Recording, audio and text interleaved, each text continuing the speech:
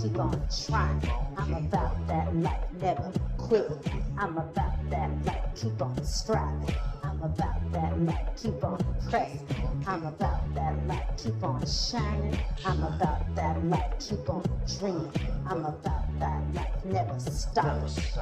I'm about that life. It's a dream thing, y'all.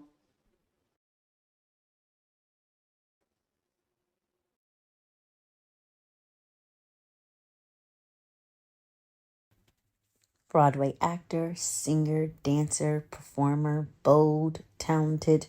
Just a few things to describe today's guest. Today on About That Life, Jamard Richardson.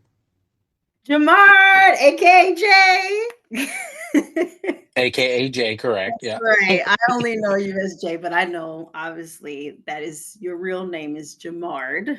That's what it always said whenever you were listed in anything. It was Jamard Richardson. But you That government name. the government name, but you always like just call me Jay. And I was like, okay, that's kind of what I'm cool with saying if you are. How are Right. you doing? Doing all right, man. Good. It's been a long day today, but we are excited. It's been a long day and it's Yes. kind of only begun because we still have a show to do tonight. So, Yes, ladies and gentlemen, he has another show on Broadway right now. Yes, yeah. I want everybody to know how I know Jay. We met in high school.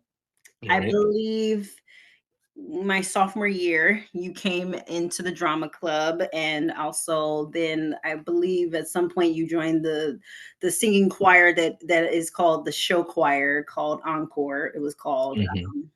For those who love Ohio, lore is that in Ohio they really love show choir, as you saw in the show Glee. Hmm. They really, really. Absolutely.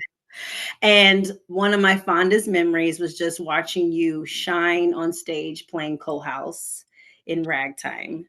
He was amazing, everybody. And I want to list some of your credits. Okay, so it's Invisible Thread, Witness Hmm. Uganda, Kinky Boots, Tarzan, Hairspray, Big River, Ragtime, Book of Mormon on Broadway right now. Still, how many years? Say it. Come on, tell everybody how long. Just celebrated 10 years in April. Yes. I know. Holding on, holding on. I was confused though. Didn't you leave New York at one point? Right. So, oh Lord, the story of the show. So, started as a vacation swing. And then I joined the tour in 2016, was touring for 3 years and left in 2019.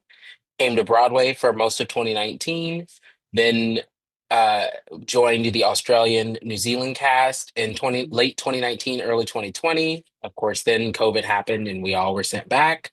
Um, and so then in that like hodge, that particular period of time where we didn't know what was happening with theater, I moved to Texas and left New York for about a year and a half. And then Mormon brought me back. And so in August of 2022 was when I came back to New York and have been holding it down. This is the longest that I've ever lived in New York, which is crazy, of the 13 Mm. years that I've been here. So like it really feels like I'm getting to like know the city that I've called home for over 13 years. Oh, that's good. Because at first when I saw it, I was like, no, why are you leaving? Right. Okay, but I that would was I would good. yeah, made my way right back. Yeah, yeah, yeah. Did you enjoy Texas? I did. I Oh, actually really did. Partly because, Texas was doing it was marching to the beat of their own drum. And especially leaving New York, who had the rules were so strict of like how you could travel and like how many people were here and how close you could be to individuals. Um, Leaving and going to Texas kind of made it feel life was normal, even in a time that life wasn't normal. And for my sanity, I think I needed that. And then I got out right when I needed to, when Mormon called me again. And so I think for the time period that I was there, it was perfect for me. man, that's just great. That's so amazing that this career has afforded you a chance to just travel and Right. experience other parts of the world and other parts of our country. So that's I just love that. I'm just again so proud of you and so grateful that you're still in somebody in my niche, Uh-huh. that I can Ain't reach going out nowhere. to, and we still got the same area code on our phone. Right. But yeah, it's like I know him, and I saw the amazing stardom way back when we were teenagers. Mm. That is, and when he came out here in 2017 on the tour, I was in sitting at the Pantages and just like the whole time, and I could spot you. I was all the way at the top. I really was, and I And you it was, said, he right there, I see know, him. I know, my Jay, I know. Do you Mm. think your college training prepared you for a career on Broadway? I mean, absolutely. There, you, the training that they gave me, the like tips and tricks to kind of like be able to sustain being a performer and doing 8 shows a week, um, definitely have helped me through the years. The habits of warming up and things like that, where like I never used to do. And it became like ritual when you're in college that like before the shows, you all did a warm up, you stretched, you did all these things. I think that that has like truly helped um, as you know the career continues and longevity is like what we want. And so definitely the training has helped. Um, I think that there's the one thing that I don't know if college prepared me for was how to do one show for such a long period of time. Mm, Um, that is like a unique experience that like we can always go and talk about later. But I think that's one thing that like because it's so rare that you are a part of a show for so long, I don't know that if there's a way to teach people how to yeah. make the spark last or like how to navigate being in one role, one part for 2, 5, 10 years. Um, but there is like there's an opportunity there for people who have experienced that um, to share with others like how we managed to do it so that others who have this opportunity can see themselves being like in a Wicked for 10 years or Lion King or um, these Hamilton shows that like are proving that they are here to stay. Yeah. um, that there's an opportunity there for you to like to enjoy that show for years. I also wanted to ask, are you still working with Thomas in some capacity? Thomas Dozier? Yes, Yeah, he okay. was Okay. yeah. Okay. I Wait, didn't you know know Thomas? yeah, yeah, we worked together in 2019. Yeah. Oh, okay. So immediately after this, I'm going to his dressing room. We had an understudy run this afternoon and he was Elder Price. Oh, okay, perfect. Yeah, I didn't know if Yeah. he was still doing it or not, but I was like, "Oh my god, he had his debut. It's amazing." And Oh my gosh, I was like, "I yes. hope Jay's still there." Yeah. Just right here with him. Yeah, and then I know you kind of had a crossover with Isaiah Boyd for a moment there Yeah. too. Yeah, I worked with him up in Northern California for a moment there. Yeah. What are the pros and cons of working on Broadway? Oh man. I mean, this is what we've always wanted, what the dream. Um, it's the height of theater, so much money and it goes into it. So like when you're working on Broadway, you're dealing with like I say the best of the best, but like there's talent is everywhere. Um, Mhm. but like it's the sets, the automations, the like it's everything is being put into this so that it can succeed. And to like be a part of that is thrilling and so exciting.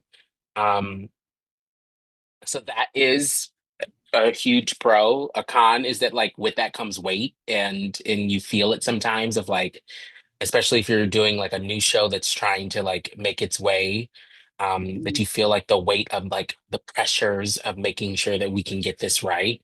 Um, but you're working with such incredible artists and crew and backstage like when you think about dressers and all of that that like everybody is working so hard to make this work and be the magic that it is. And that's beautiful. I I love like it. I like that you brought up the weight of what you're doing, the pressure that it is to be the performer, because it seems like there's a lot more weight on and pressure on performers now because shows aren't lasting on Yeah. Broadway as long as they used to. Right. It's sort of like seeing the television shows that you love and they get canceled midway Mm. season. I had a friend who was in Smash, and yeah.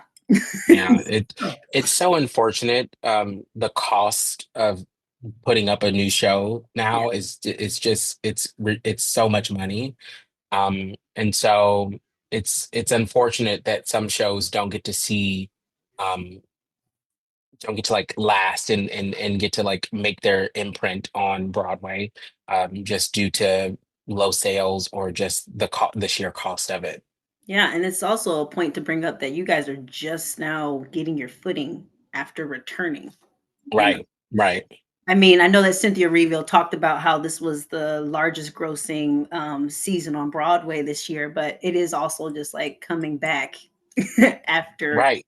years We, of, the sort of I guess outcome that they would expect usually as a Broadway audiences that would they come out and they would come in masses, but now they're not coming out in masses anymore. and she said it's the largest grossing, and I believe it. But there's also with so many shows this year. Like there were so Yeah, many shows open, so many shows closed, and like there were so many things to see. There was mhm. so I can understand that like you in April you go to this theater and then by June you go back to that same theater and it's a whole new show that's in it.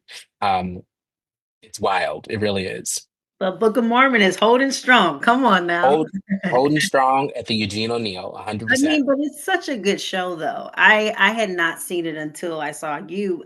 I was kind of familiar with some of the songs, but I get why. I mean, it's a lot of people still love South Park, so Right. it's brilliant.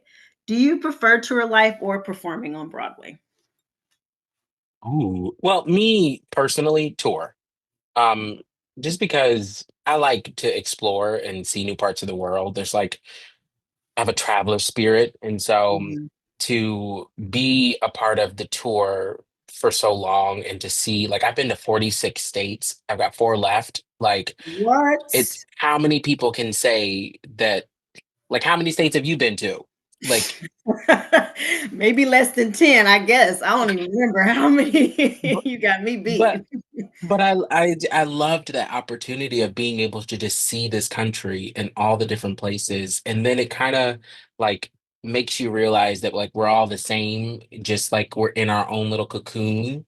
Um, and like I just loved getting to meet people as I went to each new city, or thanks to the show, each country we went to. Like it's been amazing. So for me, traveling is always the option. Um, Because then when I start to get bored, I like start either moving furniture around in my house or think about moving into a new apartment. I like new. I like that's so touring was great. Any favorite cities anywhere in Ooh. the world that you toured? I mean, um, Brisbane was incredible, Australia. Mhm. That like 3 months to 4 months there was amazing. I can't wait to go back. Um, what else? If it's like in the States, uh Portland, Oregon surprised me. Hmm, It oh, was yeah. some of the best tasting tap water I've ever had in my life. So Great. weird, but just throwing it out there. Hey. Um, yeah, and then Texas. That's why I ended up moving to Dallas Fort Worth, just because I liked that area. It's really awesome. Yeah. I love that you were able to go to Canada. I would love to go to Alberta. That seems like that would have been fun too. Oh my gosh, yes, Edmonton, or go to Banff. Banff, if you've never Oh, been those, go to Banff. Oh my gosh, it was incredible. So many beautiful views, pictures. Good time. okay, noting. Mm. Do you still have "Make Them Hear You" in your songbook? Absolutely not. What? Oh, you psyched me out. I thought you I were about did, I did, to. I did. Why No, not? I see, and it's so funny. I was just talking to one of our cast members about this. Like when you're in high school, you play roles that like you might not be right for because they need somebody to fill it. So like, you know, Cole House was a role I played in high school, which maybe in another 20 years, then I might be right for it. Um, but like in my time right now, 34-year-old me is is not, I don't think I'm there yet And to that's be okay. like to do it. Yeah. You I got think that time though. I mean, that show no, is it's the always gonna be skin. done. It's Hey, right, 100%. right? That show is always you're gonna be like 65 doing it. They're gonna be like, he looks Do like it. he's 40. And look, that probably is too old. Like I might be the right age for co-house, but like like mentally and like who Jamard is right now, Jay, I don't I don't think I'm there yet. But you need to just do a cabaret concert and just sing it, okay? Like, Bring back because the old songs, just yeah. exactly, just do like a journey through your life, and you could do like that song at one point Right. throughout the cabaret. Because I mean, Brian Stokes is still singing that song, so 100. And and it sounds still sounds incredible. like the recording. Sounds incredible. Oh And my will god, hold and holds the last note even longer. I Like it was like know. the wind power. He was out here in April, and I could not go to the concert. I was, like, doing other Oh things. I man. was so hurt that by that. But, if I gave you $50 million to quit being a performer right now, would you do it? Yes. Yes. Okay. Why? 100%. I will become the producer and start producing the talent. I will sit and watch the talent. I will go to karaoke and share my gifts that way. $50 million? I'm cool. That's true, that's true. I mean, compared to, like, Oprah or Tyler Perry, that's not a lot, but Invested. I said hey, I will invest it, that $50 then million you can make dollars on more millions. right, 100%. You know, I'm not maybe I mad won't be at right. I might not be on the Broadway stage again, but I will produce, I will build a theater so that other productions of art can thrive and actually have a chance of like showcasing their art and having people come see it. See, that's why Jay is a great person because he's thinking about helping others with that $50 million. And myself, He's trying to actually influence other people to be able to have their dreams come true. That's right. he's not just running with it and going bye-bye, taking I the mean, I Uber would out. definitely take my flights across and see some sites, but Right, right. 100% like create Okay. art, like help others create art. Hey, thank you so much for watching this episode. It really means a lot. And you know what you could do to help me out even more? You can hit the like, share, and subscribe buttons down below. I even heard there's a hype button now. Now back to the episode. How do you handle audition nerves? It's interesting. So, what I'll say is that prior to COVID, I think that like I don't want to say I would have mastered auditions, but like it was what it was. I did the audition, and like if it was meant for me, it was for me. If it wasn't, then I was not like caught up in it. um there's always the desire that like you want the project and it's right, you're right for it, but like in our world there's so many factors that we don't control that like all I can do is go in and do my work, and if I've done it, I've done it. um Now post COVID, going, I don't even know, like COVID lasted for what, 2 years, almost 2 years, but like I hadn't really auditioned in a room a few years prior to that. So like we're talking 4 or 5 years coming back and then starting to get back into the swing of auditioning, and like nerves were shot. But questioning who I am, what my abilities are, um, if I can do this, do I have the am I capable? Um, it's hard, and it still is a struggle because it's a muscle that I'm not flexing often.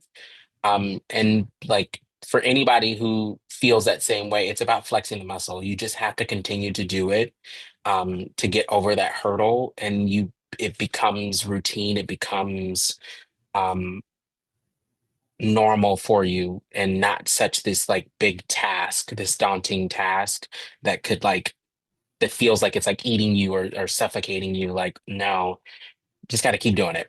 So to answer the question, we're working on it. To answer the question. To answer the question, that was a long little roundabout way, but it's some days I feel good, some days I don't, and I'm happy to admit it. And on the days that I don't feel good, you just have to go do something to like to pick yourself up, whatever that brings you that joy. And then you know that like the next time we're gonna do better. Um, I think it was a great yeah. answer. It was very like no, it was because you were hitting on a lot of things that I remember seeing people just posting on Facebook about like, oh, auditions are coming back. I don't know how to do this anymore. Did you get really good at doing self tapes or even Zoom auditions? That's even the big part about it. Like the that like because I don't know what other people are doing. And now that I've seen some of, now people are posting their like bloopers of their self tapes. I'm like, oh, people have full blue screens, and this is a HD 4K camera from this angle, but we also film it from this angle so we can cut and splice. And I mean, people, it's turning into a whole like you are doing a production. This is a whole production. And that is, showing my age. I'm like, "Ooh, girl, this is A lot of work. a, a lot of work." Yeah. Like, I want to go back to the days of MySpace. Okay, like it just take me back. Like, take me back. Like, You could not just say MySpace. right? I'm like, this is R.I.P. hard. This R.I.P. is hard. Oh Okay. man.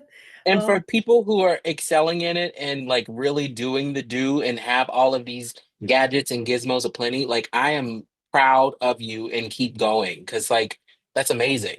yeah. Just not it's not my gig. I don't, it'll be a blurred background with these little trinkets that you see everywhere. And you're like, what is that? The S- background is looking great though. The background Thank is you. looking great. It's like, where is he at? No. Where am I? Yeah. Where is he at? No, I had a Zoom audition one time. It was awkward because you could see the people just like their real reaction. They're not thinking that, oh, the camera's still on me Hmm. while the person's acting. And so you would catch things that they probably wouldn't have done if they were in a room with you. You know what I mean? Right. Because So it's up close. And then yeah. also, let's let the real question is, how many times have you done a self-tape audition where you have filmed it like 12 times, like 12 takes, and you're overthinking it? And so then you go back and you have to watch all of these takes. And then, for at least for me, what ends up happening is that I always go back to the first take Yeah. because that is the one, it's the freshest, it's the one where you're not overthinking, you're not like, you're just letting it be what it is. And then you watch it and now you're starting to like micromanage and pick it, but then like the magic of you just actually living in the moment is no longer there. So what Mhm. I have started to do is just really, if ever I'm self-taping anything, it's film it once. Hmm. Film it once, and that's gonna be because you go into an audition room, you sing it once. Yeah, unless you ask to start over and then you already got the Right. X on your face. No, not the, You not know the I ain't X. lying. Not the You know X. I ain't Listen, lying. Mm-mm. thank you. We'll call you. Right. Exactly. Have you ever experienced a setback? Oh God. I mean, the hardest thing that I've ever had to experience in life was losing my mother back in 2016 to breast cancer. And that was like in the middle, the beginning parts of me being with Mormon. Um, so I think that was hard. She was the biggest cheerleader, like the person that I could call to be like, I don't know what I'm doing. I don't know where I am. I don't know what I'm like what to do. And she's like the if she wouldn't tell me the answer, she would lead me to it, or it would be just whatever I needed to hear to get me to where I needed to go. And so that was like that's the biggest thing that has ever kind of like set me back because then I had to learn how to be my own cheerleader. I had to learn how to advocate for myself when it comes to a relationship with the family. Like can't rely on mom being the one, the glue to hold everyone together. Like you have to invest in people and ask questions and get to know your family because they're your or family. And in the same way with your friends, it's like you can't just coast. You have to put in work. So as hard as it was to lose her and as much as I miss her and wish her to be with me and to see all the things that I'm up to right now, losing her um taught me just a lesson of like to invest in others. Like you have to. This is all we got. This is the time we have. So pour into your people. She really was a cheerleader, you know. If you don't mind me saying, I remember that, you know, about her. And I remember you had a party and she was like so welcoming to all of us, like crazy teenagers, and we were in drama club, so we were extra crazy. And Extra. I was like, "You let all of us in your house, like it's gonna get a little My crazy." right. She's so proud of you though, and I know she is still proud of you. So Yeah. One of the big things about or one of my best memories is for my senior party, graduation party. mhm. We had it at my house and everyone was invited. And she said that she like had a video that she wanted to play, but I had no idea what was on this video.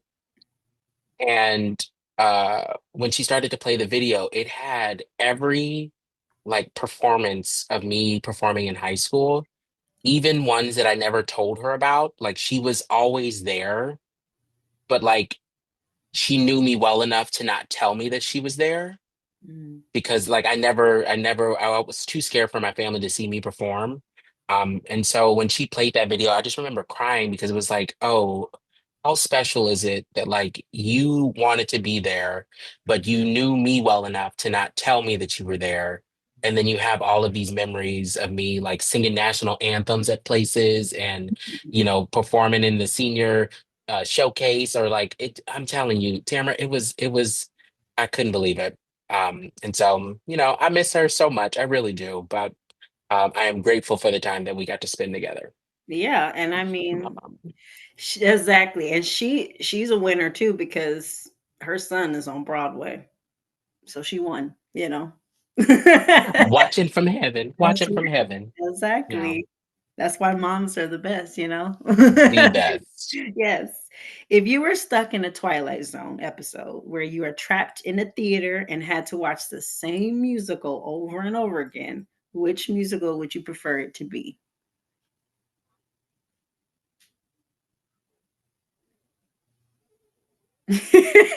First of all, I have to let you know I'm a big Twilight Zone fan, so Okay, I it's like love Groundhog's Day, like happening all the like. It's just you keep it. it's a repeat. Probably Hairspray. Okay, why hairspray? Um, I love the music. I love the music. I love the backgrounds. I like the songs. I love all of it. And if I was stuck in a Twilight Zone, I would need it to be something that I would love to sing, where I could sing the different parts, where I could play different parts. Um, and it's so much fun. I don't the dancing might get a little I might get a little tired of the dance. What am I in this or am I watching it? You're watching it, but I guess at some point you probably gonna start doing the choreography too. I Because mean, if you're watching it over and over again, you're gonna learn the "You can't stop the motion." 100%, 100%. And they're gonna be like, "Who is that man in the audience that is belting out the solos?" And it's gonna be Mhm. me. It's And gonna you be like, me. "You know what? Just step aside. I'll just do it myself." Yeah. Then I Hairspray for oh, sure. okay, 100%. hairspray, What why would yours be? Oh, you trying to flip it on me, huh? I need to know. That's hard. I was about to say Parade because I just saw Parade and I Ah, cannot stop thinking about Parade. it's But that's so just good. too dark for me. I don't want to live that. I need to do like you're thinking, like pick something that's a little lighthearted. I was gonna say Lion King, but that still has a little sad moment. But is there any show that's just like no problems ever happen? Well, there's got to be a conflict. Otherwise, why are we here? There's got to be Well, some conflict. Legally Blonde. There's a Oh, conflict, but it's not that deep. You know what I mean? There's heartbreak, but I can get over that. I can be like, yes, I'll just I support her. would say Come on, right. Legally Blonde is like definitely in my top 10 musicals. It might be Mhm. top five. Yeah, But it's a good one. So much fun. I love that MTV aired that back in the day. 100%. And did them girls dirty. Did them dirty What did they of do? What how did they they do? like, well, it's like I remember specifically there was an episode where they were on bikes and they were singing What You Want. And so like some of the girls were singing the melody and then they taught other girls to sing the harmony parts. And then when they aired it, they changed the key of the music. So when they're singing their harmony part, which is actually correct, it Oh, sounds crazy, like they don't know what they're doing. yeah, no, that's I messed was like, this is they are orchestrating, up. but I watched every episode of it, I okay? forgot about the reality show. I did see bits of it, Mhm. and I remember Oh, Um, you were talking about the actual musical. yeah, when they aired it. Oh, I forgot about the reality show. the No. next Search for the Next Dale Woods. Yes, I Yeah, remember because there was a production in Northern California, and they asked one of the girls to be Elle. They were like, "Well, she's already got that much popularity and notoriety, so we'll just make her be Elle." So, right. I yeah. forgot they aired the whole show. That was amazing, actually. Yeah. Oh, you making me now have to go back and watch the reality show. Oh, man. Okay, so what are your future dreams? Oh man, I mean, to enjoy life, live one day at a time. Big picture. Um, Again, traveling is like my spirit, so like I would love to find a way to use my talents and gifts, whether it be singing, whether it be helping others be able to achieve their dreams, if it is in like, I don't care what it is, but like using my talents to be able to travel and see the world and to impact others. Does that make sense? Yes, it does. It does. Okay. You're telling Yeah. me you want a yacht. Is that what you're telling me? I, You want I'm telling you want I me to want it. give you want me to give you that $50 million so you can get a yacht and then travel around the world. And travel around the world helping and not, I say helping, but like inspiring others to chase their dreams and um you know, to have some fun along the way, of course. Yeah, of course. I mean, you're not gonna be traveling around just to be like, I'm not gonna experience life. Right. Yeah. Yeah. Well, we are down to the last question. Really, it's Yes. going by so quick. Let's Well, gossip some more. What okay. You want me to come up with something? no, Who in no. drama club did you not like? Oh no. I'm What was horrible. it? Okay, we I'm skipped to the last horrible. question. We I'm horrible. Don't don't. You know what I will say though, I think that more so than we spoke briefly prior to this about having to do my class reunion, but more so than that, I would love to do a drama club reunion. That actually is something that I would be passionate about, to figure out how to get all of drama club together Yeah. again, because like those were some such special people. Like I was just talking to Justin LaBelle the other night, who is like, Aw. I mean, a father, but Yeah. still performing in like every musical imagined in Columbus. And he's like so talented. And um, just like memories flood my mind about all the things that we used to do in high school. And it just makes me, you know, miss these people who like made such a big impact in my life. And so to get us all together again in a room for a weekend, oh, But yes, last question. Love yeah. this conversation. Of course, I thought it was going to be amazing anyway because I adore this person. But Mm. Jay, do you like yourself? No, I love myself. It is a journey of getting to know who I am. Um, Especially like I said, after losing my mom, it's been a hard struggle of just being able to like rely on me and to support me and care enough about me to make the decisions in my life that are like align with what I want and what and mind you, what I want changes a lot. So, but knowing and being okay with that and still pursuing it, knowing that like tomorrow I might not want to do this anymore and I'll turn left if I want to turn left, like that has been um I mean, the best part of my 30s is just diving into me, and the more I dive in, the more I fall in love. And I just am excited to continue to invest in me and pursuing who I'm going to be in 10 years and getting there. And I'm so excited to meet that person when I get there. And I'm excited to meet that person too and to see what that person does on their Right. yacht. On their yacht. On their On yacht. the yacht. 100%. Going around the world. Yes. Thank you so much, Jay, for this conversation. I really Thank appreciate you for having me. it. I'm Yes. so grateful. And I thank all of you for watching, and I will see you next time on About That Life. Bye.